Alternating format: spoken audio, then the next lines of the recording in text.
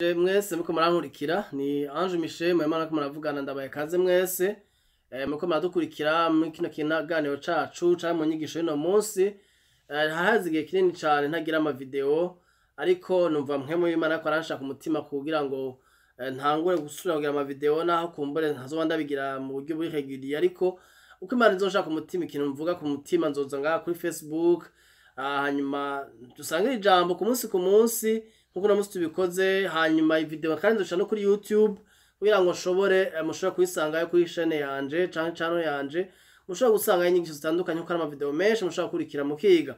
Rero uyu munsi numvise Imana ishaka umutima kwishura ikibazo abantu batandukanye maze igihe munyandikira haba mu bantu mwakira ama audio y'inyigisho ntanga kuri WhatsApp twitwa ukuri kubohora igano twitwa ukuri kubohora hariho ikibazo kigaruka cyane no kuri Facebook ku ma post maze iminsi ngira cyane kuri post zijanye n'ivyagezwe amategeko ibigira 10 nasaza ari ibibazo abantu benshi bakunda kubaza hanyuma ikibazo kigumura bavuga ngo Yesu ntaje gukuraho ivyagezwe ngo aje kubishitsa ariko je ndibaza ikibazo mbega gushitsa ivyagezwe amategeko la loi canke de law mu congereza byo bisigura iki ijenje kibazo niyo mo clear tushaka kwibaza bisigura iki gushitsa ivyagezwe kuko benshi ubumvirije hari n'abaca bashavura rimwe nawe mwinde biravye ngena bandika ukanda ko bababaye ko bumvise umengo babwiye ngo Ancien Testament yitabure hari wogeze kwandika abazi none ndasaba ngo dufata Ancien Testament yose tuyitabure tuyikure mu bitabo dusoma sinamwishuye kuko mva iyo umuntu ari mu Burundi na muri Amerika muri muraganira kuri Facebook rimwe na rimwe mugaja kwishurana usanga mugiye mu byo guharira no kwishurana n'ibintu bitagira akamaro nahanda bikora minsi yahera ariko nasanze umwanya munini kwishurana n'abantu kuri Facebook muharira mwemezanya harimo akantu k'ubunyedini niko je nabibonye niko ndabibona ubu mudimu niko ndabibona kuko yasuka nabibona ariko no munsi niko ndavyumva harimo akantu k'ubunyedini ko ushaka kwemeza abandi kabumvisha no kunguva ariko ubunagaza ahantu mvuga ni nzopartage ikintu umuntu acumvise okay atacumvise nta kibazo uzocumva umwe canke babiri nta kibazo rero uyu munsi ashaka kwishura kibazo abanyandikira babimbaza kanashishure mu nyigisho zibiri kini gice ca mbere c'inyigisho igice ca kabiri uzogikurikirana naco nyene kugira ngo ushobore gutahura igice ca cyose c'inyigisho ca mbere ca kabiri kuko nzobigira nishura rero no munsi biciye mu ijambo ry'Imana riri mu 50 itandukanye zo gusoma ariko duhagara ku murongo wese turakunda kuzana muri Matayo 5 Matthieu 5 umurongo wa 17 gushika ku 20 no munsi turasoma 20 niyo twigako hanyuma tuzokwiga ku yindi 20 mu video ya kabiri haravuga ngo Yesu ashitsa ivyagezwe ntimugire ngo naje gusenyura ivyagezwe canke amajambo yabavugishwa n'Imana sinaje kubisenyura naje kubishitsa reka tubanze tugaze ngaho Paul aravuze bambe Yesu aravuze ngahanye ati ntimugire naje gusenyura ivyagezwe canke abavugishwa ntiyavuze ivyagezwe gusa bene data wewe ukunda kwandika uvuga uti canke ukunda kwibaza ikibazo ati ukavuga ati ivyagezwe yaje kubikuraho nukuri nashaka utera intambwe yindi ugera imbere ubona kandi ka kabiri yavuze n'abavugishwa la loi et les prophètes canke the law and the prophets igituma yavuze ivyagezwe n'abavugishwa nuko Yesu ubwiye muri Luka 24 Luka 24 uzo kwisoma yose turabona ko aravugana n'abantu abakwa Emawusi Musa yari yazutse mugabo abigishwa babiri biwe ko baragenda bafise ubwoba bihebuye ko Yesu yapfuye byaheze hama Yesu agendera babwira ibyo Yesu ibyo bamuvugishijwe ko acaravuga ati niko byanditswe yuko mu vyagezwe aho les 5 livres de Moïse ariyo Deutéronome ariyo Genèse Exode Nombre Lévitique et Deutéronome ibyo bitabo bitanu aje mu Kirundi ni itanguriro kuvayo guharura abarewi hamwe no gusubira mu vyagezwe mu Kinyarwanda nivyo gutegeka kwa kabiri ivyo bitabo bitanu bita la loi de Moïse ivyagezwe vya Mose kuko ni bitabo hanini bivuga Mose yakoze Imana yamukoresheje n'amategeko Imana yahaye igihugu ca Israel hanyuma cajaho n'abavugishwa n'abagizwe n'imice ibiri umugwi munini witwa prophète bakuru canke les prophètes majeurs hama na kategori ya kabiri ya bita prophète abavugishwa bato canke prophète mineur bakuru ni ba Ezekiel ba Yesaya Yeremiya hakaba n'abandi bato nka Maraki Obadiya Zakariya n'ibindi bitandukanye Yoweri bijya n'ibitabo byavugishwa bito cyo tubavyitavugishwa bato aba bose rero hakaba na Zaburi Psalm ya 22 nk'akarorero bivuga ku gupfa kwa Yesu n'ibizomushikira n'izindi zose zigenda zijana kuri Yesu Kristo. Rero tuboneza yuko Zaburi canke proverbe zose ibyo bitabo byose by'ubwenge de sagesse hakaba bavugishwa bakuru n'abato n'ivyagezo vya Mose bose bavuga kurinde kuri Yesu Kristo. Byose byajana kuri Yesu Kristo. Njo tuma Yesu yavuze ati sinaje kubikuraho. Iyo ni point number 1. Sinaje kubikuraho kubera byose byavuga kuri jewe. Muri make aho kubikuraho ndabihanagwe ndabifute ngo je ko nashitse ndabifuse naje kubishitsa. Mwibuke Bibiliya tubwira muri Yohana igice ca 17 ngo ivyagazwe byazanywe na Mose ariko ubuntu n'ukuri byazanywe na Yesu Kristo. La loi est venue par Moïse, mais la grâce et la vérité sont venues par Jésus-Christ. Yesu yazanye ubuntu n'ukuri. Mu 16 honyine muri Yohani haba havuze ngo mu gice ca mbere haba havuze ngo mu bisesekara muri n'ibyo byose twese twakiriye. Ibyo bisesekara mbega ni ibihe? Ni ubuntu n'ukuri. Twakiriye ubuntu bugeretse ku bundi muri Kristo. Amategeko rero Yesu yaraje azaje kuyashitsa ntiyajeje kuyakuraho. Ikibazo abantu benshi mukunda kugira iryo jambo gushitsa ugiye mu gifaransa c'est accomplir. Ntiyavuze n'y a pas dit continuer, ntiyavuze ko kubandanya ivyagezwe. Yaje gushitsa pour accomplir. Abantu mwize muzi amaverbe ngena akora ngena avuga accomplir et continuer biratandukanye. Gushitsa no kubandanya mu kindi biratandukanye. Ikintu bagishitsa ryari iyo gifise iyo kibuze. Nk'akaroro Imana iraguha amasezerano. Imana iguhaye amasezerano iguha dufate nk'uburafise ikintu ubuze mu buzima bw'iwawe. Ikintu cyose ubuze ntigisubira ngo nikihari. Muri Kristo Yesu byose birahari. Kuko muri we niho hari ego na amen. Ibyo ukeneye byose uyu munsi Imana irabifise muri Kristo Yesu. Nje gitume cy'Imana yifuza yuko utahura yuko byose biri muri Kristo Yesu. Nta kintu kimuronda kitari muri Kristo. Umunsi Imana rero yishuye isezerano yaguhaye iryo ari ryo ryose wowe ufise.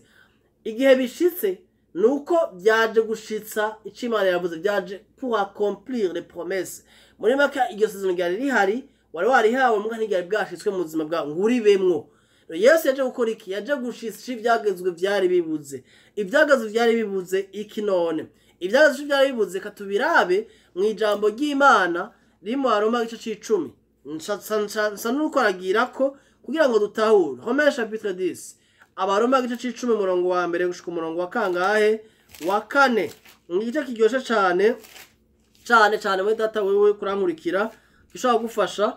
Haravuga Romains 10 premier verset au 4e verset avuga ngo bene data ibyo himbara umutima wanje ni Paul aravuga nivyo nsengera abisirayeli ku Mana no kugira ngo bakizwe. Paul cahimbara umutima wiwe nuko abanyisirayeli bari gukizwa ariko benshi ntibari barizeye agakiza kubera bari bansi ibyo Yesu yakoze biguma mu mategeko yabo. Nk'uko tubona umurongo wa 2 ndabashingira intahe yuko bafise ishaka ry'Imana. Ils sont zélés pour les choses de Dieu. Urumva bafise ishaka mu bintu by'Imana ariko si mu buryo bw'ubwenge. C'est pas muri knowledge, wisdom cyangwa knowledge, la connaissance. Barafise ishaka. Ni bangahe muri mwebwe mufise ishaka y'ibintu by'Imana ariko mufise manque de connaissance nyinshi? Twese kandi ko tumeze turafise ahantu tugifise manque de connaissance ariko ijambo kumenya ni ijambo rikomeye cyane birikoresha muri Nouveau Testament. Rivuga inshuro nyinshi cyane ngo mumenye wapfuye akazuga mu kumumenya ngo nifuza kumumenya. Urumva muzomenya ukuri kuhe ukwidegembye. Urumva ijambo kumenya rigaruka ariko hari abantu benshi aca bahindukira ngo kaye ngo ibintu by'ubwenge ngo bya teologiya ngo dushaka. Mwene data Imana sikijuju. Imana ni nyabwenge nitanga la connaissance. Inshuti babitubwira ngo muzomenya ukuri. Yesu niwe yabivuze. None utamenya ukuri wo kubamwo gute? Ikintu cyose utazi uri mu mwijima. Imana ishaka kuba mu muco. Ishaka kumenya ukuri. Yesu niwe muco. Mwene data ijambo theologie sigura theos logos cyangwa theologos. Theo bisigura Dieu Imana mu Kigiriki. Logos ni ijambo la parole. Rero ni étude de la parole. Mu Kristo wese ni mu theologie kuko yiga ijambo ry'Imana arimeditako. Nje cyo mushaka mudiskita bamwe mugashavura ko muratigishije ibyo mushaka. Rero ijambo ry'Imana tubwira yuko turi mu muco kandi tuza kuwumenya uwo muco nawe ni Kristo Yesu. Bafise iyo shaka rero atari mu buryo bw'ubwenge kandi menshi niko babayeho. Gatatu ko batari bazi kugororoka kuva ku Mana bakarondera kwishingira kugororoka kwabo ubwabo ntibaganjwe no kuva ku Mana. Iryo shaka gitari mu bwenge nuko bagaragaza kurondera kugororoka kwabo kutavuye ku Mana. ntibari bazi kugoroka kuva ku Mana. Ijambo kumenyerera agarutse kandi nkuko abantu benshi nuko murankurikira mutemera ko muri abagororotsi, mutemera ko muri abakiranutsi, mutemera ko Imana yabagize abagororotsi kubera Kristo Yesu ari muri mwebwe.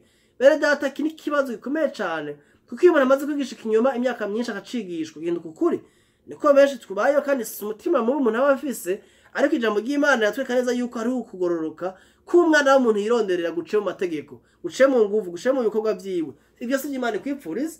Imana ikwipfuriza ko experiment ubwo buzima bwa Kristo, ubwo buzima bw'ubugororotsi, utarenze kuraba uko abantu bakuvuga, utarenze kuraba uko wivuga nuko wibona, ari ukaraba ijambo rikuvuga kuko Imana ikuvuga. Kuko Imana ikuvuga n'ibyo by'ukuri gusumba ko abantu bakuvuga.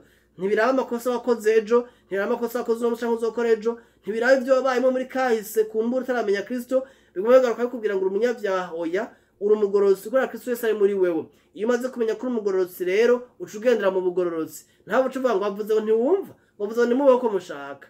Oya, sivyo mvuze. Oya, ndiko nakubwira nti icuri itandukanye n'ico ukora. Biratandukanye cyane mwene data. Biratandukanye gose. Wewe uri umurundi, ni muri umuntu cyangwa umunyarwanda cyangwa umunyamurenge uko urankurikira, uko urumva ururimi rwanda. Icuri cyose wewe identite yawe iri mu mutima wawe.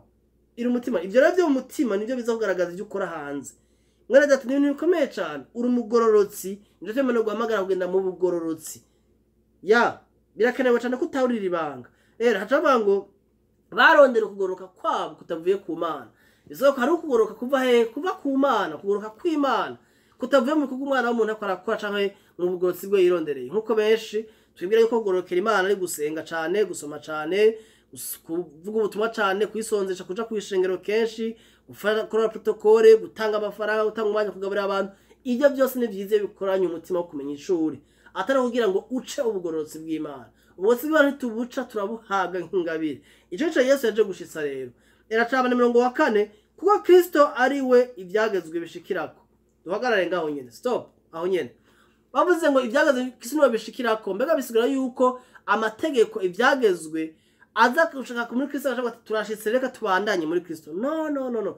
Mu Gifaransa bivuga neza, birekirundi rimwe amakosa. Mu Gifaransa bavuga Christ est la fin de la loi. Ahandi bavuga il est l'accomplissement de la loi. He is the end of the law. Yesu niwe mperezo niwe amategeko ahingurirwamwe muri make aba accompli muri we. Kuko Kristo Yesu gihe yaza amategeko acavuga ati twebwe icyo twashaka twaza kubibona mu nyigisho imbere, twebwe icyo twashaka uwo twavuze imyaka myinshi. Kuko ugiye muri Deuteronome 18 Mose araba kuri Yesu nk'azoza, Zaburi iravuga ku byerekeye na Yesu azoza, abavugishwa bavuga ngena Kristo azoza, ngena abantu bazohabaho ubugororotsi, ingena ku ngoma yiwe abantu bazoba abami n'abaherezi. Ibyo byose biriya bivuga mu isezerano rya kera. Nje tuma tamuntu yo kubwira ngo mu isezerano rya kera hanjye dukeneye nko benshi akunda kuvuga ngo habo numvise wanje mishirengo avuze ngo duhebe ngo isezerano rya kera ntirikenewe. Mwene data, umuntu yera kubwira amajambo canke abivuga sukuri. Nta muntu ashaka kubwira umwana w'Imana ngo ibyageze tubihebe. Kubera iki? Bitwereka ni gitutu c'ivyiza bizoza. C'est l'ombre de biens à venir, the shadow of the good things to come in Christ. Kristo yaraje rero. Mwene Kristo nimba yaraje kubera ko dushaka focus nini ku mategeko, ku mabwirizwa, atwereka ico Yesu azoza gukora. Ni nkuko jewe wo kumva amakuru yiwanje ukayumva ati je ndakeneye kumwibona, utarambona n'ifoto, utarabona na video, kandi ndakeneye kubona umuntu twanje Michel, ukaba ukeneye kumubona. Dufate umuntu anyumva kuri audio ndonka mu gatondo y'ukuri kubohora ari ata internet kumbure bamubwa akoresha WhatsApp ashaka kuyumva. Dufate ahantu muri village yanyumvise ku radio igihe kimwe, radio yo mu Burundi kuri radio Vyizigiro ana Orange, nando abantu benshi banyandika kuri Vyizigiro kana telefone mugabo atari bwambone. Nakeneye kubona wa muntu mu radio, akeneye kubona la personne en soi kugira dushogira ubucuti. Nibwo ashaka tugira ubucuti ku radio. Rero Kristo yaraje, amategeko cari gitutu ca Kristo cekana Kristo ivyo aza gukora. Ariko Yesu amaze kuza yarashitse, nje tuba ngo amategeko arangirira muri Kristo, igikorwa cayo muri make kirangirira muri Kristo, kugira Kristo nawe taking over abandanye akora igikorwa ivyageze utashobora gukora. Byageze byasaba iki? Byasaba ko ukurikira Imana wese uyizera agororoka, ahinduka umugororotsi. Mugabo byarakubwira ngo ntiwibe, ntusambane, ntubeshe, ntugire ibi, hanyuma ubirenze ko hakaba igihano, utabirenze ko ukemerwa n'Imana utanga n'ibimazi rimwe na rimwe. ariko ntibyashobora guhara capacity ko ushaka kuvuga ngo ndi umwana w'Imana, ica kabiri ngo ndi umugororotsi cyangwa ndi umukiranutsi. C'était impossible dans l'ancienne alliance. Yesu rero byakoze mwene tukurankurikira yaduhaye ubwo bugororotsi avuga ngo kugira ngo aheshe uwizera wese ukugororoka, kugira ngo quiconque umuntu wese, ntibavuze ngo bamwe ngo ba pastori, ba mwigisha, ba profete, ba evangeliste, ba jewe niko ndigisha, no, umuntu wese yizera Kristo ahabwa iki? Ubugororotsi nk'umwana w'Imana. Rero byagazwe byahagarara muri Kristo ko ari bitasha guha umuntu umugororotsi.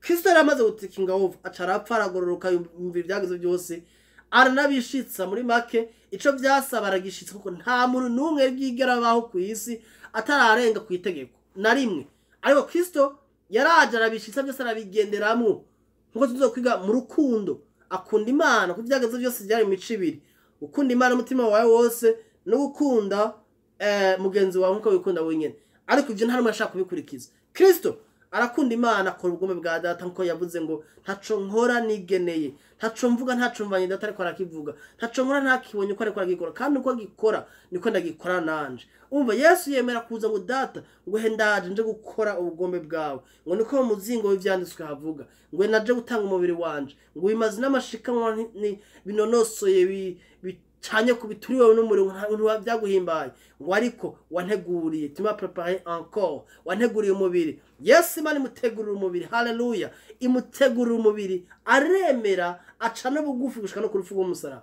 Kuri wowe ukunda Imana kwiwe kwa mbere namatu ngemera gukunda abantu arabigura, abantu b'abanyabyaha n'abamubambye aremera kubigura kugira ngo bashobore kwizera nk'agakiza k'umusaraba, akiza igisuma cyabambwe cyavumwe cyisuma mu gisagara w'igihugu, agakiza baraba baragira yeshanje, barabava mu gasho, Yesu ararekugwa. Igisuma cicicanyi cagiye kibambwe barakirekura, Yesu baramubamba kwera agiye mu kibanza cacu. Mwene data, uwo niwe Yesu ndiko ndakubwira rero, niwe yaje kuduha ubuzima bushasha, ubuzima bw'insinzi, ubuzima bw'ubugororotsi. Uwo Kristo rero yagukoreye mwene data, yagaye kwizera, ntiyaje kugumiza mu byageze nkuko benshi bakunda kubwira. No, igwacu byageze caraheze, hanyuma ashikana ubugororotsi bwose, arashikana ubugororotsi byasaba kugira ngo umizira wese ankugororoka. Icambere Yesu yakoze mu gushitsa byagezwe, ira marche dans la justice, yagendeye mu kugororoka, arashitsa ibyageze byasaba kugira ubwo bugororotsi bwiwe buhereza abantu bose bazomwizera